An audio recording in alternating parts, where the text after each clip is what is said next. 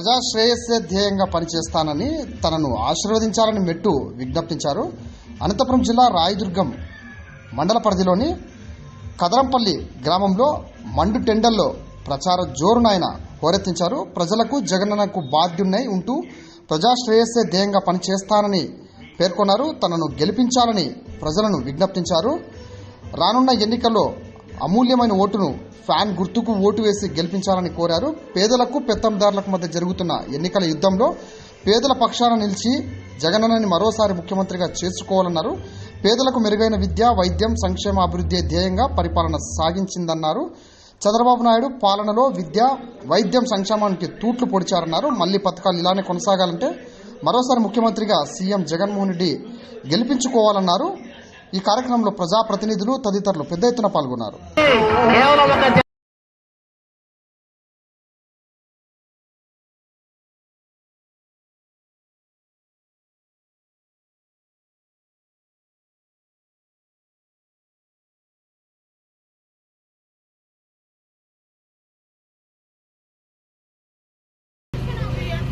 ఆవులదిట్ల గ్రామంలో నాయక ప్రచారం స్టార్ట్ చేయడం జరిగింది. ఇటువంటి ఆవుదట్ల ప్రజలకు మరియు రాయదుర్గ మండలం నుంచి వచ్చిన వివిధ హోదాలు ఉంటే మన పార్టీ నాయకులు అందరూ కూడా నా యొక్క హృదయపూర్వక నమస్కారాలు తెలియజేస్తూ ఈరోజు మనం ఎన్నికల ప్రచారంలో భాగంగా మనందరూ ఎందుకు వస్తాం ఎందుకు తెలుసు.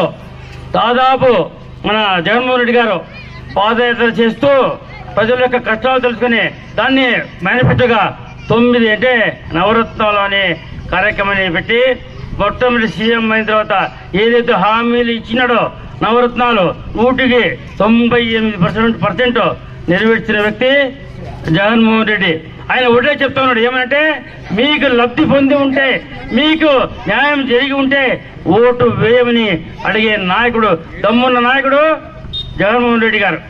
అదే చంద్రబాబు నాయుడు గారు 3 సార్లు సీఎం, 14 సంవత్సరాలు సీఎంగా చేసి ఆయన ఏమంటాడంటే మీరు ఆయన పథకాలు ఓటి గుర్తులేదు జనాలకి, నన్ను గెలిపిస్తే మంచి చేస్తానని. ఇంత ఇన్నిసార్లు 3 సార్లు గెలిపించినాము, 14 గంటలు సీఎంగా చేసినాము, నువ్వు చేయకోని వ్యక్తి ఇప్పుడు గెలిపిస్తే ఆయన చేస్తారంట.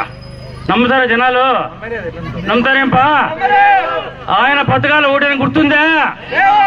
రాజశేఖర పేరు చెప్తే ఏం చెప్తారు? ఉచిత విద్యుత్ చెప్తారు, ఫీజు రీయింబర్స్మెంట్ చెప్తారు, ఆరోగ్యం చెప్తారు, ఇందిరమ్మ ఇండ్లు చెప్తారు. చెప్తారు లేదా? అలా జగన్మోహన్ రెడ్డి చెప్తే ఏం చెప్తారు? ఆసరా చెప్తారు, అమ్మఒడి చెప్తారు, విద్యా దీవెన చెప్తారు, ఆ చేయూత చెప్తారు. చంద్రబాబు నాయుడు గారు ప్రతి ఊర్లో సచివాలయం, ఆర్బీకే సెంటర్, హెల్త్ సెంటర్ ఇన్ని కార్యక్రమాలు చేసిన వ్యక్తి జగన్మోహన్ రెడ్డి. అయితే ఆయన 14 సంవత్సరాలుగా సీఎం ఉండి ఆయనకి ఒక గుర్తు పథకం ఎవరికైనా గుర్తుందా? మనకి ఎక్కడైనా గుర్తుందా? అటువంటి వ్యక్తి నమ్ముతారా? దానికోసమని ఆయన ఏం చెప్తా అంటే, ముందు ఇన్ని పథకాలు ఇస్తూ ఉంటే, అంత ఫ్రీగా ఇస్తూ ఉంటే ఏమవుతుంది, మన ఆంధ్రప్రదేశ్ శ్రీలంక అవుతుంది, దివాళా తీస్తున్న వ్యక్తి ఏం చెప్తాడంటే, నేను వస్తే ఎంతమంది అయినా పిల్లలు కనండి, అందరికీ విద్య ఎంత అమ్మఒడి ఇస్తాడు. కాబట్టి అటువంటి వ్యక్తి నమ్మే పొజిషన్ లేదు. మీటింగ్లో పోతే ఏం మాట్లాడతారు? నాకే గెలిపియండి అంటే చెప్తాడు, కానీ పథకాలు చెప్పడం లేదు. నేను చేసింది ఏమని చెప్పేదానికి ఒక్క మాట కూడా ఆయన నోటికి రాదు. కాబట్టి అటువంటి వ్యక్తిని మనమంతా నమ్మకూడదు. అందుకోసం చెప్పిన మాట నిలబెట్టుకున్న వ్యక్తి జగన్మోహన్ రెడ్డి. కాబట్టి అటువంటి వ్యక్తిని ఇన్ని పథకాలకు అమలు కావాలంటే ఖచ్చితంగా రెండోసారి సీఎంగా కావడం అవసరం ఉందా లేదా? గెలవాలి కదా, గెలుస్తామా లేదా మనం? అటువంటి ఉన్నప్పుడు మనలో ఒకటే కొంచెం మరి మీరంతా కొంచెం ఆలోచించంటే అందరూ నాయకులే, ఎవరిలోనూ ప్రాబ్లం లేదు. అందరూ జగన్మోహన్ రెడ్డి సీఎం కావాలా, మెట్టుకుంది ఎమ్మెల్యే కావాలి. కాబట్టి మనలో కొంచెం మనస్తాపాలు, నాయకుల్లో విభేదాలు ఉంటే అన్నీ మర్చిపోయి 40 రోజులు మాత్రమే టైం ఉంది. మనందరూ కష్టపడి ప్రతి ఇంటికి పోయి, ఎందుకంటే సింపుల్గా ఇంటి దగ్గర ఇస్తూ ఉండేది పోయి ఆఫీసులో ఇస్తాం. కాబట్టి దాదాపు 30 నుంచి 32 మంది చనిపోయినారు. కాబట్టి ఇటువంటి పరిస్థితి రాకూడదంటే మనం అందరం కూడా ఇంటింటికి పోయి అమ్మ అవ్వ తాతలకు అందరూ చెప్పి అమ్మ మా జగన్మోహన్ రెడ్డి నెక్స్ట్ సీఎం మీద ఆయనే కాబట్టి మీకు ఎటువంటి ప్రాబ్లం ఇంటింటికే పెన్షన్ వస్తుందని వాళ్ళకి భరోసా కల్పించాలా.